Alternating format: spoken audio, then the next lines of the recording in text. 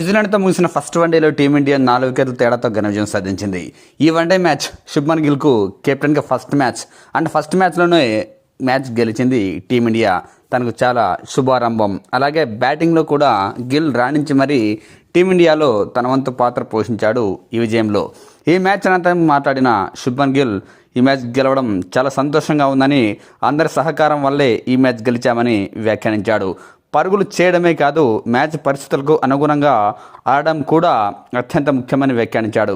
గతం గురించి ఆలోచించకుండా, భవిష్యత్తు గురించి టెన్షన్ లేకుండా ప్రస్తుతం పూర్తిగా ప్రజెంట్ ఆడతీరుపై మాత్రమే దృష్టి పెడతానంటూ వ్యాఖ్యానించాడు.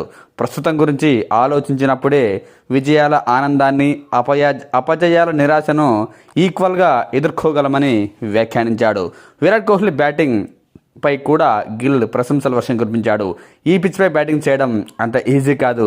కోహ్లీ మాత్రం బంతిని అద్భుతంగా టైమింగ్ చేస్తూ చాలా ఈజీగా బ్యాటింగ్ చేశాడు. కోహ్లీ ఆడతీరు చూస్తే ఏ పిచ్పై అయినా ఈజీగా బ్యాటింగ్ చేయగలడు. ఇంత ఈజీనా అనిపిస్తుంది ఆయన బ్యాటింగ్ చూస్తే. బౌలింగ్ విభాగంలో ఆటగాళ్లకు అవకాశాలు ఇవ్వడంపై కూడా శుభ్మన్ గిల్ స్పందించాడు. హర్షదీప్ సింగ్ గత సీజన్లో సూపర్గా బౌలింగ్ వేశాడు, మంచి ప్రదర్శన చేశాడు. ఈ సిరీస్లో మహమ్మద్ సిరాజ్ లేడు. ఆ సిరీస్లో ప్రస్తుతం రొటేషన్ విధానాన్ని కంటిన్యూ చేస్తున్నాం.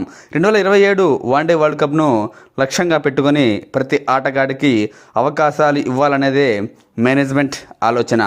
రాబోయే రోజుల్లో ప్రతి ఒక్కరి ఫామ్, ఫిట్నెస్ను పరీక్షించాల్సిన అవసరం ఉందని వ్యాఖ్యానించాడు. అలాగే శుభ్మన్ గిల్ మరో విషయంపై కూడా స్పందించాడు. ఆల్రౌండర్ వాషింగ్టన్ సుందర్ గాయంపై కూడా అప్డేట్ ఇచ్చాడు. సుందర్కు స్కాన్ చేయాల్సి ఉందని, ఆ రిపోర్ట్ వచ్చిన తర్వాతే ఏమైనా చెప్పగలం అంటూ వ్యాఖ్యానించాడు.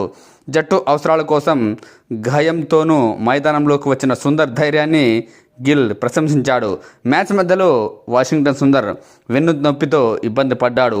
5వ ఓవర్ అనంతరం నొప్పి ఎక్కువగా ఉండడంతో మైదానాన్ని వదిలేశాడు. భారత చేజింగ్ సమయంలో తన అవసరం పడడంతో మళ్ళీ బ్యాటింగ్కు క్రీజ్లోకి వచ్చాడు.